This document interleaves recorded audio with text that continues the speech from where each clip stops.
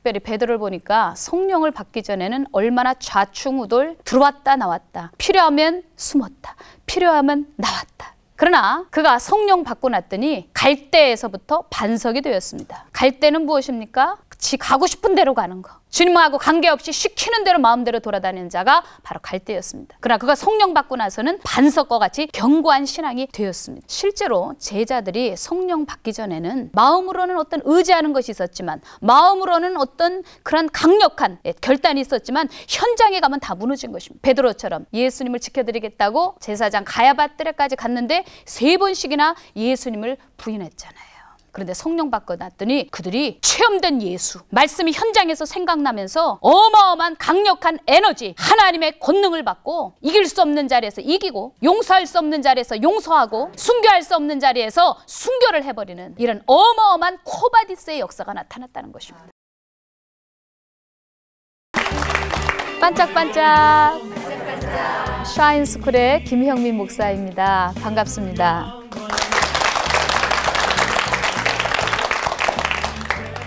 새해 복 많이 받으세요. 네. 이제 2009년도가 시작되었습니다. 여러분의 가정이 반짝반짝해지길 바라고요. 또 여러분의 교회가 더욱더 부흥되기를 바라요. 우리가 지난주에는 순도에 대한 이야기를 좀 했습니다. 성령님을 우리가 받는 일에, 모시는 일에 우리 순도, 이 회개가 얼마나 중요한가, 성결의 힘이 얼마나 중요한가, 그것에 대해서 우리가 좀 나눠봤습니다. 근데 오늘은 온도에 대한 이야기를 좀 할까 합니다. 목회는요, 제가 해보니까 하는 목회가 있고 되는 목회가 있더라고요. 예수님의 제자들, 특별히 베드로를 보니까 성령을 받기 전에는 얼마나 좌충우돌 들어왔다 나왔다. 필요하면 숨었다. 필요하면 나왔다. 그러나 그가 성령 받고 났더니 갈대에서부터 반석이 되었습니다. 갈대는 무엇입니까? 지 가고 싶은 대로 가는 거. 주님하고 관계없이 시키는 대로 마음대로 돌아다니는 자가 바로 갈대였습니다. 그러나 그가 성령 받고 나서는 반석과 같이 견고한 신앙이 되었습니다. 실제로 제자들이 성령 받기 전에는 마음으로는 어떤 의지하는 것이 있었지만, 마음으로는 어떤 그런 강력한 결단이 있었지만 현장에 가면 다 무너진 것입니다. 베드로처럼 예수님을 지켜드리겠다고 제사장 가야바 뜰에까지 갔는데 3번씩이나 예수님을 부인했잖아요. 그런데 성령 받고 났더니 그들이 체험된 예수, 말씀이 현장에서 생각나면서 어마어마한 강력한 에너지, 하나님의 권능을 받고 이길 수 없는 자리에서 이기고, 용서할 수 없는 자리에서 용서하고, 순교할 수 없는 자리에서 순교를 해버리는 이런 어마어마한 코바디스의 역사가 나타났다는 것입니다. 기독교의 영웅시대, 초대 행전, 사도행전 시대, 그때는요 사실 굉장한 핍박이 있었습니다. 여러분 네로 황제 시대 아시잖아요. 예수 믿으면 개끌리듯이 붙잡혀가지고 그리고 화형당하고 사자밥이 됐습니다. 그런데 바로 그때가 바로 기독교의 영웅시대였던 것입니다. 그러다가 이제 기독교가 로마에 의해서 국교로 공인됩니다. AD 313년에. 그런데 그렇게 하고 났더니 이제 교회가 어느 정도 이제 시스템이 견고해지면서 제도화가 이루어지고, 그리고 성경을 그 자체를 읽는 것보다 성경 해석에 더 집중하게 되고, 이성적 접근 그리고 지성적 접근이 이루어지면서 신학이 발생되었습니다. 교회는 점점점 수도화됐고요, 제도화되기 시작했습니다. 그런데 이게 웬 말입니까? 점점 더 교회가 권능을 잃어가는 겁니다. 그리고 성령님에 대한 그런 단어는 책에서 찾아보기 어렵게 되는 그런, 성령으로 볼 때는 암흑 시대가 오게 되는 것이고 중세 시대가 오게 되는 것입니다.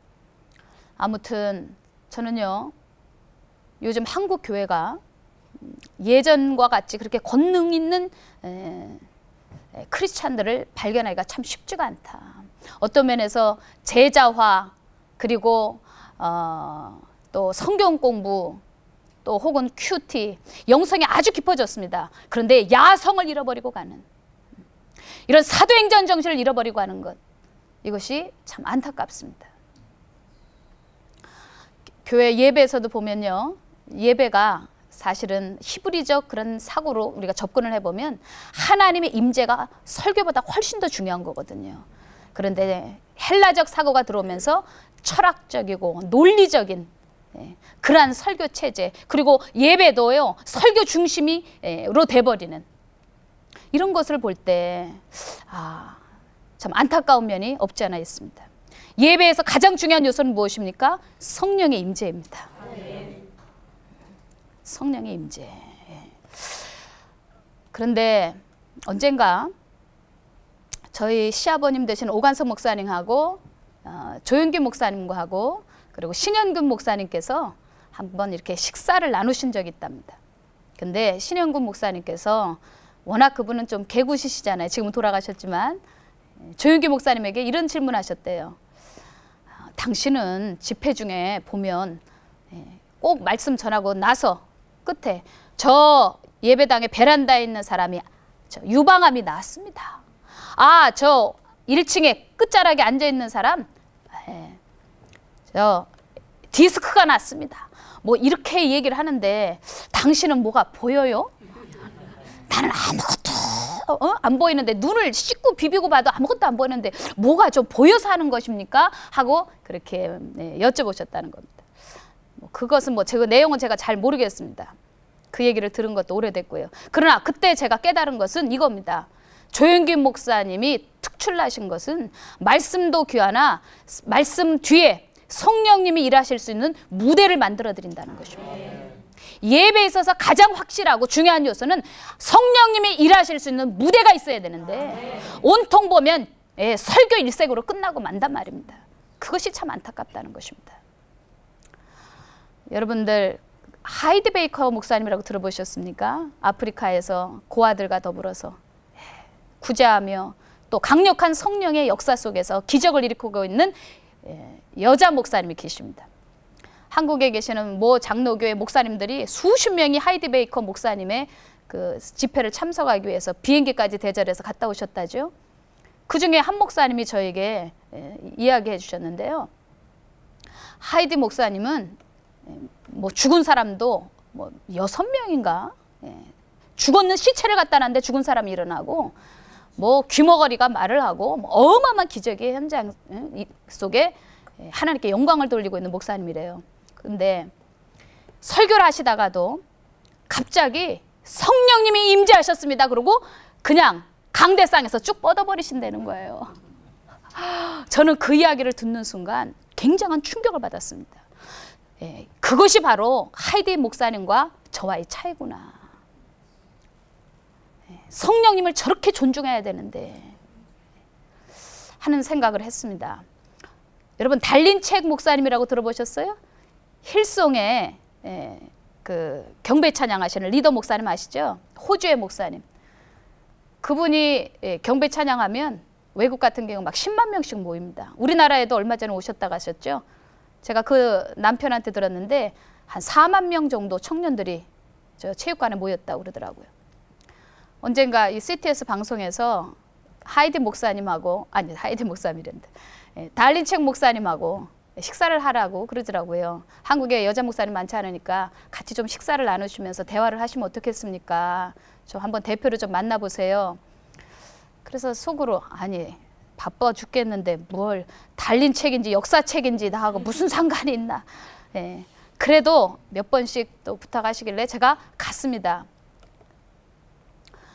호텔로 갔는데 같이 이제 식사를 하게 됐어요. 조찬을. 그런데 도대체 이 양반이 하나님께서 이렇게 크게 쓰시는 연유가 뭘까 하는 자꾸 궁금증이 생겨서 제가 몇 가지 질문을 했습니다. 그랬더니 모든 대답이 딱 한마디로 다 끝내버립니다. Holy Spirit did it. 성령님이 하셨습니다. 어떻게 그렇게 많은 사람들이 당신의 찬양에 매료됩니까? Holy Spirit did it. Holy Spirit did it. 성령님이 하셨다는 걸로 그냥 다 끝내버립니다. 건질 게 없었습니다. 뭘 좀 배워볼까 했지만 그러나 한 가지 제게서는 어마어마한 교훈이 있었습니다. 맞아. 성령님이 저분의 사역의 전부시구나. 시작과 끝이구나. 이 세상에 노래 잘하는 사람들이 얼마나 많은데 찬양 경배하는 사람이 얼마나 많은데 왜 하필이면 달린 책일까? 그날 보니까요, 귀고리를 이따만한 귀고리를 한 데다가요, 또 말장화를 여기까지 부츠를 신었어요. 그리고 머리는 금발머리인데 여기까지 산발을 하고 나왔는데요. 제가 속으로 저 여자가 나보다 잘난 거는 키 큰 거밖에 없는데 도대체 왜 저렇게 하나님이 존귀하게 쓰실까?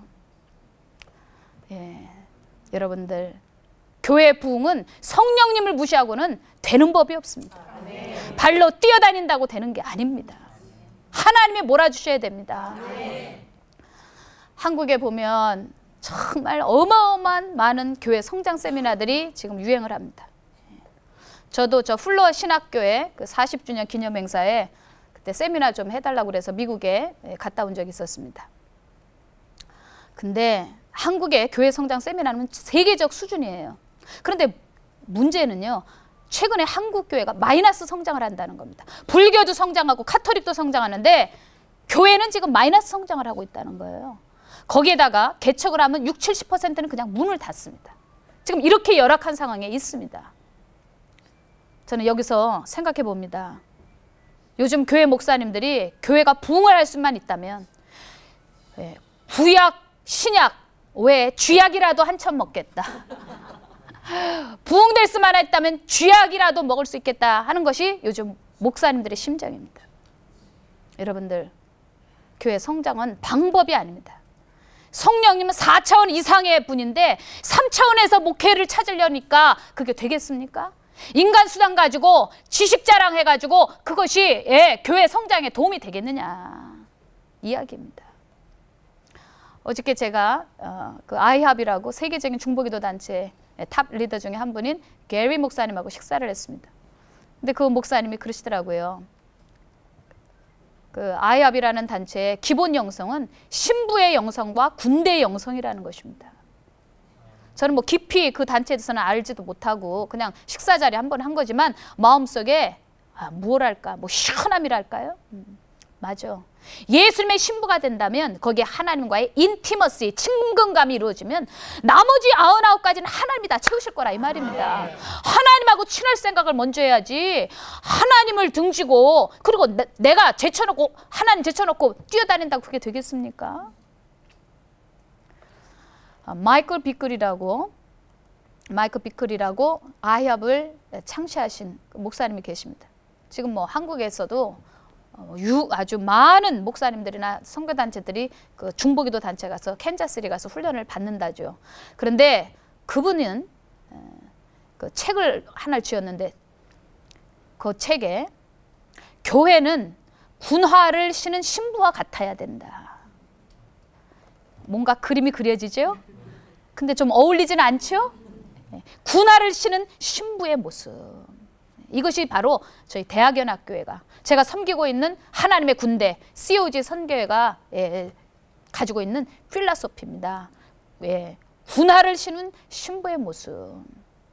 그런데 여러분들, 저는요 사도 바울의 영성이 바로 군화를 신은 신부의 영성을 가지고 있다. 아멘. 성경을 사도행전을 읽어봐도 그렇고 서신서를 읽어봐도 그렇고 사도 바울의 영성이 바로 그런 모습이다 생각을 갖습니다. 여러분, 사도 바울이 로마를 뒤집어 엎은 것은 머리 허연 인생 처음으로 된 것도 아니고요. 그가 언어를 여러 나라 말을 잘했거든요. 굉장히 비상한 사람입니다. 말 잘해서 된 것도 아니고 다양한 언어력 때문에도 아니었습니다. 지식도 아니었습니다. 불도 아니고 오직 성령이었습니다. 그렇기 때문에 고린도전서 2장 4절에도 그랬고 로마서 15장 18절 19절에도 그랬고 그가 아덴에서 복음을 전했었는데 옛날에. 근데 아테네에서 복음을 전할 때 굉장히 웅변적인 설교, 철학적인 설교를 했었거든요. 그런데 다 죽었어요. 열매가 몇 되지 않았습니다. 전도 센 사람 몇 없었습니다. 그리고 나서 그가 많이 후회를 하면서 이제는 그런 지식 자랑 필요 없다. 철학적이고 아주 설득적이고 논리적인 이야기 할 필요 없다. 비록 더듬거린다 할지라도 오직 성령, 말이나 일이나 표적이나 선교나 오직 성령의 능력 아니고는 내가 감히 말하지 않겠다. 여러분, 그렇습니다. 오직 성령, 둘도 아니고 오직 성령님 이외에는요 교회에 부흥도 있을 수 없고요, 우리가 개인적인 평신도로서도 승리할 수는 없는 것입니다. 저는 사도행전 26장 24절의 말씀을 보니까 얼마나 마음속에 막 이 눈물이 막 베이는 거예요. 그 성경 구절을 읽을 때마다. 베스도와 아그리빠 왕 앞에서 사도 바울이 복음을 전합니다. 베스도 총독과 아그리빠 왕 앞에서. 왕이시여, 이 일은 한평 구석에서 이루어진 것이 아닙니다. 손에는 수갑을 차고 그리고 아주 초라한 모습으로 수많은 귀족과 왕족 앞에서 화려한 궁궐 속에서 서 있는 사도 바울의 모습을 상상해 보십시오. 그런데 그 사도 바울이 한치도 그 어마어마한 권력 앞에서도 밀리지 않고 그 틈새를 이용해서 복음을 전하려고, 이 일은 한쪽 구석에서 그냥 숨겨진 상태에서 이루어진 것이 아닙니다. 예수님이 돌아가신 사건은, 부활하신 사건은 한쪽 구석에서 이루어진 것이 아닙니다. 왕이시여, 선지자를 믿으십니까? 왕이시여, 선지자를 믿으십니까? 믿으시는 줄을 압니다. 그랬더니 아그리빠 왕이 뭐라 그럽니까? 네가 적은 말로 나도 너처럼 기독교인이 되게 하려고 그러는구나. 아닙니다, 아닙니다. 말이 많건 적건 간에 나는 이 묶인 거 외에는 왕이 저처럼 되기를 원합니다. 그러면서 상상을 해보세요. 이 묶인 채로 고개를 끄덕이면서 베스도를 바라보기도 하고 아그리빠 왕을 바라보기도 하면서, 그러면서 이 포승줄로 묶인 것을 공중으로 저어가면서 십자가를 그려가면서 복음을 전했던 사도 바울의 모습을 생각을 할 때, 오늘날 사도행전 정신을 잃어가고 있는 이 현대교회와 우리 자신을 볼 때 목 놓아 울지 않을 수 없단 말입니다. 여러분들, 이게 바로 우리 목회자의 존재성 아닙니까? 이것이 바로 크리스찬들의 존재성이 아닙니까? 우리가 가장 기쁜 자리가 어디입니까? 행정하는 행정실입니까? 우리가 가장 기쁜 일이 교회에서 그냥 성가대하는 일이나 아니면 교회에서 그저 안내 쓰고 봉사하는 일입니까? 성도를 성도되게 빛나게 하는 일, 주의 종을 주의 종으로서 빛나게 하는 일은 바로 현장입니다. 복음을 전하는 사도 바울과 같이 현장 영성 가지고 어떤 경우에도 예수님을 전하려고 했던 그 모습이 바로 교회의 정체성이 돼야 되고 우리의 정체성이 돼야 됩니다. 그때가 가장 기쁜 거 아닙니까? 저 자신도요, 가장 기쁠 때가 바로 현장에서 복음 전할 때, 목살이지만요, 이 강대상이라는 울타리를 깨고 현장으로 나가 있을 때가 가장 기쁩니다. 그래서 저희 교회는요, 지금 6년 동안 16교회가 개척이 되었지만 담임 목사인 제가 먼저 갑니다. 성도님들은 뒤따라오고 제가 현장에 가서 개척하고 또 가서 복음 전하는 일에 프런트에 쓴단 말입니다. 그리고 나서 이제 교회가 세워지려면 다섯 역할이 필요하잖아요. 사도적 역할이 필요하잖아요. 그죠? 그다음에 선지자, 중보기도하는 선지자가 있어야 되잖아요. 그리고 또 복음 전도자, 현장에 가서 전도하는 사람이 필요하잖아요. 그리고 또 필요한 게 교사가 필요하잖아요.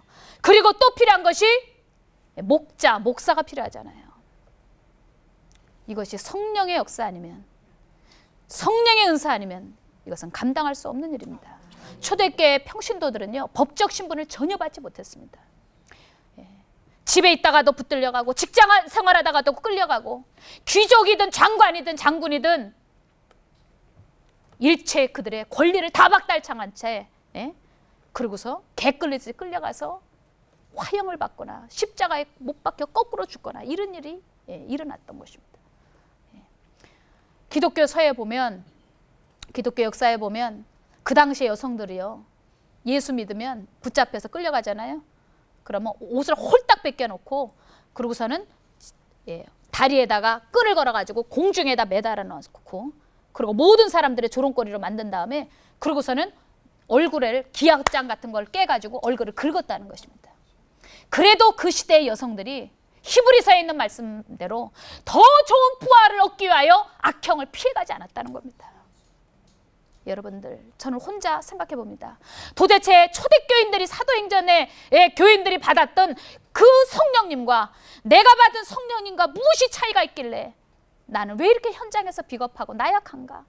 예수님을 성공의 발판으로, 성령님을 나 출세의 시녀로 성령님을 그냥 이 시대에서 웰빙으로 잘 살게 하기 위해서 쓰여지는 수단으로 이용할 때가 얼마나 우리가 많은가. 그 시대의 사람들은 평범한 사람이었습니다. 굉장한 사람들이 아니었습니다. 우리 같은 사람들이었습니다. 그런데 그들은 예수님의 제자들이 예수님의 그 부활하신 빈 무덤을 찾아갔더니 번개 같은 형상의 천사가 앉아 있었습니다. 거기다가 예수님을 만났는데 예수님이 내가 너희들보다 먼저 가리라. 갈릴리 땅에 호수에 주님께서 먼저 거기 나타나셨는데 동해 번쩍 서해 번쩍 부활하신 예수님을 체험을 하고 났더니 이들이 죽어도 죽지 않는 거구나. 이 땅에서 죽어도 죽지 않는 거구나. 영원히 천국에서 살아갈 존재. 그것이 그들의 최후의 목적이었습니다. 여러분들, 여러분의 인생의 최후의 목적은 무엇입니까? 이 세상에서 큰 집 쓰고 사는 거, 이 세상에서 큰 차 쓰고 사는 거, 자식들 잘 내세워서 자랑거리로 서울대 보내는 거. 여러분들, 그 시대의 초대교인들은 성령을 받았으나 그 최후의 목적은 영원히 천국에서 살아갈 존재로 하나님 앞에 인정받는 것이 최후의 목적이었다는 것입니다. 그렇기 때문에 그 당시에 사도 바울이 순교할 때 기독교 인구가 100만을 넘었습니다. 이러한 성령의 역사로 말미암아 기독교가 전 열방으로 퍼지게 되었고요. 이방인에게로 가게 된 것입니다. 그렇지 않았다면 기독교는 유대교의 한 분파로 끝나버리고 말았죠. 유대교라는 큰 종교의 한 지파의 예수교 이렇게 될 수도 있었어요. 그런데 그것을 뛰어넘어서 이방인에게까지 나갈 수 있었던 성령의 능력으로 말미암아 오늘날 우리 대한민국 지금 현재 시제 CTS에 계시는 지금 여러분들과 제가 예수님을 영접하게 됐다는 사실입니다. 예. 저희 대학연합교회 제가 초기에 개척할 때 저는 뭐 캠퍼스 사역에 대해서 배워본 적도 없고 어떤 선교단체에 들어가 본 적도 없습니다. 단지 이 시대의 젊은들이 무섭게 교회를 떠나고 하나님을 안태한다는 것 때문에 이것은 내 교다 네 교회 따질 일이 아니잖아요. 선교의 힘은 바로 젊은이들에게 있거든요. 우리 같은 중년이나 늙은이들이 못 갑니다. 뭐 가서 조금 도움은 되겠지만 그러나 머리가 팽팽 돌아갈 때 건강할 때 두려움이 없을 만큼 그렇게 건강이 받쳐질 때 그럴 때 젊은이들 가야 되는데 지금 젊은이들이 너무나도 멜랑콜리하잖아요. 그러니 이런 젊은이들이 수도 없이 강력한 그런 젊은이들이 마치 적벽대전에 100만 대군 앞두고 있던 장수처럼 하나님의 사람 살아있단 말이에요. 아멘.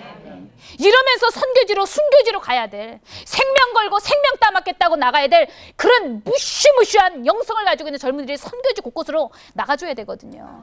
예수님 손에 병기가 돼서 뻥 하면 저 무슬림 지역으로 뻥 하면 저 힌두교 지역으로 떨어져야 될 젊은이들이 기도 하나도 30분 하나도 버티지 못하는 이런 와중에 지금 이런 속에서 선교를 하려니까 제가 얼마나 깝깝하겠습니까? 복음을 전하면 아니 우리나라에도 대한민국에도 우리 자체 고유의 종교가 있는데 아니 왜 우리가 서양 종교를 믿어야 됩니까? 따박따박 따져가는 그런 젊은이들 혹은 공산주의 사상에 매료돼가지고 마르크스주의에 물들어 있는 그런 청년들을 붙들고 제가 어떻게 예수 그리스도를 집어넣을 수 있겠습니까? 마릴로 되겠습니까? 사도 바울처럼 설득으로 내가 되겠습니까? 오직 성령. 아멘. 후에 깨달았듯이 사도 바울처럼 오직 성령님이 아니고는 대안이 없다. 그런 생각이 듭니다. 어떨 때는 혼자 생각해봐요. 야, 지금 한국 교회 안에 믿음이 점점 사랑이 점점 사라져가고 믿음이 점점 사라져가고 이런 시대에 어쩌면 젊은이들을 향한 전도의 문도 지금 닫혀가고 있는 것은 아닌가. 너무 완악하거든요. 그래서 많이 고민을 해봤습니다. 그러다가 제가 개척 초기에 엎드려서 하나님 앞에 기도하다가 맞아. 이런 문화사역으로는 젊은이들을 붙잡을 수 없다. 혹은 젊은이들의 구미가 담길 만한 어떤 그 색다른 자꾸 프로그램을 개발해서 그것도 아니다. 오직 성령. 그분 아니면은 이 젊은이들을 바꿀 수가 없어요. 왜? 컴퓨터 들어가 보세요. 얼마나 많은 판타지가 있습니까? 게임 시장이 지금 1조 원입니다. 게임이 재밌지. 2000년 전에 돌아가신 예수님이 너를 위해서 피를 흘리고 십자가에 달려 돌아가셨어. 그래야 너 구원받는다? 아이들 와닿습니까? 지금요 여기가 공기가 있으니까 제 말이 통하는 것처럼 공기가 없으면요 여러분 제 소리 못 듣습니다. 성령님이 아니고는 제가 아무리 말해봐야 여러분 듣지 못합니다. 그렇습니다. 예. 한 번은요 제가 설교를 하는데 어떤 청년이 왔다가 아우 저희 교회가 너무 시끄럽다나 방언기도 통성기도에 막 박수를 치고 자기는 정통 보수 장로교회라면서 도망을 막 가는 거예요. 그래서 제가 청년 어디 가나 그랬더니 자기가 이 교회가 코드가 맞질 않는다는 거예요. 그래서 제가 야 하나님이 네한테 코드 맞춰야 되겠느냐? 네가 하나님한테 코드 맞춰야지 라고 말하려다 말았습니다. 개척교회에서 성도님 청년 한 명이 얼마나 귀한데요. 그래서 말은 못하고 그냥 딱 한마디 했습니다. 바늘로 땅을 파듯이 그렇게 신앙생활 하지 말고 다 열어놔라. 다 열어놔라. 그리고 이왕이면 성령 체험도 하고 방언 체험도 하면 얼마나 좋겠느냐. 하고 안 할 수도 있지만 안 하고 굳이 피해갈 필요가 뭐가 있느냐. 성경에 없는 것을 말해도 2단이지만 성경에 있는 것을 굳이 피해가도 1단은 된다. 정통이라는 것은 성경에 있는 그대로 하는 게 정통이고 보수는 예수님이 그 고루한 인격을 그대로 따라가는 것이 보수다. 그런데 성령님이 그 순간 놀랍게 역사를 해주셨습니다. 그 형제가 막 밖으로 나가려고 그러는데 발이 땅바닥에 딱 붙어버렸어요. 열왕기상 13장에 있는 그런 온몸이 드라이 되는 것처럼 발이 딱 붙어갖고 오도 가도 못하는 거 아세요? 여러분 저는요 한 번도 그런 은사를 구한 적도 없고요. 그렇게 해달라고 하나님 앞에 금식한 적도 없었습니다. 이것이 무엇을 의미하느냐? 왜 이런 기적이 일어나느냐? 이 시대 젊은이들을 하나님께서 교회에 붙들어 두시려는 강력한 하나님의 100% 단독 역사인 것입니다. 지금 이란에요. 우리 이란에 선교가 지금 굉장히 어렵거든요. 얼마 전에는 이란 교회 목사님이 목이 베어진 채로 책상 위에 이렇게 놓여 있었어요. 얼마 안 됐어요. 한 몇 년 됐는데 목을 잘라가지고 그러고선 그 교회 담임 목사님실에 올려놨어요. 여러분 이러니 누가 예수 믿습니까? 근데 이번에 저희 COG 선교에 우리 함께 또 동역하고 있는 연세대 교수님이 있습니다. 임성일 교수님이라고. 이 양반이 이란에 대한 아주 뜨거운 하트가 있어요. 이란을 갔다 왔는데요. 이란은요 지금요 예수님이 그냥 꿈속에서 환상 중에 막 나타나가지고요 수백 명이 그냥 예수를 믿는다네요. 정말 때가 다 때가 지금요 악하고 또 주님의 재림의 때가 가까운가 봐요. 그러니까 예수님이 그냥 직접 선교 현장에 나타나셔서 무슬림들을 막 돌이키시는 이런 신비한 역사가 일어나고 있습니다. 여러분 결국 그 청년이 우리 교회에서 성가대까지 하고 얼마나 충성을 했는지요. 저희 교회가 또 경희대 안에도 지금 예배를 드려주고 있습니다. 언젠가 광림 수도원에서 경희대 교수님들 수십 명이 제 집회 때 성령을 체험하고 나서 더 뭘 기다릴 게 있느냐. 물론 학교 안에서도 병원교회가 있지만 환자들이 거의 죽기 때문에 그럼 학생들과 교수님들이 예배 드릴 수 있도록 우리가 정말 그런 예배가 이루어졌으면 좋겠다 하고 10년을 기도했답니다. 그리고 어떤 교수님은 1억 원이나 또 헌금을 하고 그러면서 기다려왔다는 거예요. 그래서 제가 그랬습니다. 뭘 더 기다리겠느냐. 초대교회 역사는 성령의 역사. 성령의 임재와 체험이 나타났다면 뭐 할 수 있습니다. 교회라고 간판을 붙이든 안 붙이든 그게 상관이 아니라 이제는 학생들과 교수님들이 예배 드릴 수 있으면 됩니다. 그래가지고 학교 대강당에서 예배를 드리기 시작했었습니다. 그런데 전 총장님이 지금 총장님 말고 전 총장님이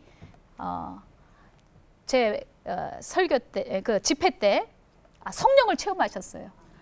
그리고 막 은사도 받고 방언도 하고 그래서 이제 열심히 낮은 자리에서 섬겼어요. 학생들, 우리 교수님들, 학장님들도 많이 나오셨는데 그냥 제일 낮은 자리에서 그 총장님이 얼마나 겸손하게 섬겼는지 몰라요.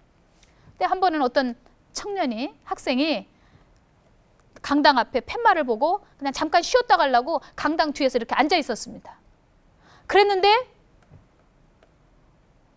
학교를 이제 수업 시간이 돼서 이제 가려고 그러는데 궁뎅이가 의자에 붙어가지고요. 안 떨어지는 거예요. 그래갖고 울고 있는 겁니다. 그러니까 우리 총장님이 가셔서 너 왜 우냐 그랬더니 제가요 그냥 잠깐 들어왔다가 지금 수업이 있어서 가려고 그러는데요. 궁뎅이가 의자에 붙어서 안 떨어져요. 그랬더니 총장님이 너 농담하냐 그랬더니 아니에요 진짜예요. 여러분들 지금 왜 이렇게 하나님이 이런 초자연적 역사를 보이시느냐. 다음 세대를 향한 하나님의 한입니다. 예, 주님의 눈물입니다. 얼마 전에 최일도 목사님 교회랑 장경도 목사님 교회에서 집회할 때도 그때도 동일하게 그런 궁뎅이 의자가 붙는 제가 붙으라고 그러지도 않았습니다. 예. 그렇지만 그냥 성령님이 그렇게 하시는데 어떻게 하겠습니까? 왜 그렇게 하셨는지 어떻게 하셨는지 저는 그건 잘 모르겠습니다. 그렇지만 하나님이 필요하시니까 하겠죠. 오클라호마에서 연합집회를 했습니다. 초교파로 하여튼 한국의 유학생들 그다음에 1.5세 한국말을 하건 못하건 청년들이 다 모였었습니다. 그런데 거기서도 얼마나 성령님께서 이 시대의 젊은이들을 향한 그런 어떤 뜨거운 하트를 보여주시는지요. 거기 한국말로 제가 그때는 뭐 영어로 설계 안 하고 한국말로 설계했었는데 그 젊은이들이 회개를 막 하는데 얼마나 막 회개를 다양하게 하는지 어떤 아이는 막 들어누워서 회개하고 어떤 애들은 팔딱팔딱 뛰면서 회개하고 어떤 애들은 막 커튼을 잡아 뜯으면서 회개하고 그러다 첫 커튼을 잡아 뜯던 아이가 손이 붙어버렸어요. 커튼에 붙어가지고요. 예. 그래가지고 손이 안 떨어져요. 여러분 오클라호마에 가서 한번 가실 기회에서 한번 물어보세요. 난 이름도 성도 몰라요. 그런데 그때 그 청년들이 성령 받고요. 각 교회 목사님들이 연락이 왔습니다. 맨 뒤에서 예배를 드리는 아이들이 맨 앞에 나와서 예. 아멘 아멘 하면서 설교를 듣고 머리를 그냥 노랗게 하고 그냥 여기다가 코걸이 귀걸이 다 걸던 아이들이 그걸 다 떼버리고 성결하게 변해졌을 뿐만 아니라 새벽 예배까지 나오고 목사님을 옆에서 수종드는 전도사들처럼 청년들이 변해버렸다는 거예요. 그래갖고 각 가정마다 그냥 엄마 아빠들이 좋아가지고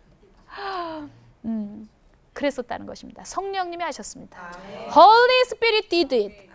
네, 주님이 하셨습니다. 성령님이 하셨습니다. 예, 저 호주에서 120교회 청년들이 이제 연합을 해서 작년엔가 제가 집회를 한 적이 있었습니다. 큰 강당에서 집회를 했었는데 그런데 저는요 깜짝 놀랐어요. 왜냐하면 제가 한 것이 아니니까 놀라죠. 만약에 제가 계획을 한 것이라면 놀랄 필요가 없죠. 성경에 침례 요한, 세례 요한의 아버지 사가랴가 아이가 있겠다 하는 이야기를 듣고 의심을 했습니다. 그러자 벙어리가 돼버리고 말았잖아요. 저는 성경에 있는 것을 지금 현재 시대도 일어날 수 있다. 그것은 성경은 역사책이나 관념책이 아니다. 그때도 일어났었던 기적이 지금도 현재 시대로 일어날 수 있는 하나님은 어제나 오늘이나 동일하신 살아계신 하나님이시며 예수님은 그분의 하나님의 아들이시다. 성령님은 그분을 증거하시는 일이 있다면 어떤 기적도 표적도 자유자재로 왕권을 가지고 일으키신다. 주권적인 역사를 일으키신다. 네. 그래서 제가 성경에 있는 구절을 읽어드리고 어떤 경우를 믿지 않는 사람이 많으면 표적을 해요. 그러나 퍼포먼스로 안 해요. 굳이 믿는 사람 잘 믿는 걸 굳이 뭐 보여드릴게요. 그럴 필요가 하나도 없는 거예요. 제가 하는 이러한 어떤 이 역사는 믿지 않는 청년들, 예수 믿지 않고 지옥 갈 청년들을 설득하다가 하나님 차라리 내 목숨을 걷어가 주시고 내게 있는 은사 다 걷어가 주시고 내게 있는 방언도 다 걷어가 주시고요. 이 청년에게 한 번만 나타나 주시면 이 청년은 천국 가지 않겠습니까? 저는 오늘 죽어도 천국 가요. 제 생명을 걷어가 주시고 이 청년에게 좀 만져주세요. 그러다가 그 희한한 역사들이 막 발이 붙는 역사, 장님이 되는 역사, 네, 막 희한한 역사들이 일어나는 거죠. 호주에서도 성경을 읽어주고 하나님은 지금도 살아계신다. 네. 지금도 의심하는 자들에게 성령이 임재하셔서 벙어리가 되게 하실 것이다. 네. 그런데 그날 참석했던 어마어마한 한 거의 몇십 명에서 한 100명, 글쎄 잘은 다 기억은 안 납니다만 하여튼 수십 명 이상의 벙어리가 되버리는 이런 역사가 일어났단 말입니다. 누가 하셨습니까? Holy Spirit did it. 성령님이 하셨습니다. 여러분들, 이러한 역사들을 주님께서 선교에 오지 저 중국이나 아프리카나 이런 데가 아니라 한국의 캠퍼스에서 지금 일어나고 있다면, 이런 사도행전 29장적인 역사, 제 책 제목이에요. 사도행전 29장적인 역사가 일어나고 있다면 지금 우리가 어디에 마음을 두어야 되는가? 수평적 전도에다가 마음을 쏟는 것도 귀하지만 수직적 전도에다가 마음을 쏟아야 될 줄로 믿습니다. 주님은요, 얼마나 성경에, 구약에 특별히요, 너희들이 앉았거나 섰거나 너희 아이들 딸에게 말씀을 가르쳐라, 율법을 행하도록 가르쳐라 그랬습니다. 그런데 지금요, 우리가 정말 신앙교육 제대로 하고 있습니까? 여기 엄마들 많으신데 신앙교육 제대로 하고 계세요? 학원 안 갔으면, 야 이놈아 너 왜 학원 안 갔냐 그랬지요. 그러나 교회 안 갔으면, 예를 들면 너 왜 수예배 안 갔냐 그런 엄마 있습니까? 아, 너 왜 금요철에 안 갔냐 이놈아, 너 왜 새벽 예배 안 갔냐, 퇴근하는 엄마가 몇이 된단 말입니까? 우리가 성령님 중심으로 이 아이들을 붙잡아 줄 수 있는 것은, 완악한 이 시대의 아이들과 아이들 뒤에서 역사하는 악한 영들, 컴퓨터 중독에다가 담배 중독에다가 섹스 중독에다가 이런 청년들을 흑암행에서 뽑아올 수 있는 방법은 강력한 권능 되시는 성령님밖에 없습니다. 제가 목회하는데요, 참 거슬림돌이 됐던 우리 교수님 한 분 계십니다. 김 교수님인데 그분 전공, 그분이 매사에 꼬치꼬치 따지는 분이에요. 전공이 분석 철학이십니다. 이 양반 때문에 내가 목회하는 게 너무 어려워요. 그래서 이 양반을 모시고 또 한대 교수님, 또 교무처장 교수님 모시고 무당한테 찾아갔습니다. 학부모 어머니가 무당이었어요. 이분은 왜 박수를 치냐, 하나님이 귀가 먹으셨냐, 왜 큰 소리로 통성으로 기도하냐, 머리가 아파요. 그래서 이분을 모시고 거기 신방을 갔습니다. 마침 그 엄마가 신방 와달라고 그랬어요. 몸에 당뇨병 때문에 온몸이 썩어져가는 희한한 그런, 뼈가 다 보일 정도로, 그러다가 병원에서 퇴출당한 분이었습니다. 갔더니 처음에는 환영하대요.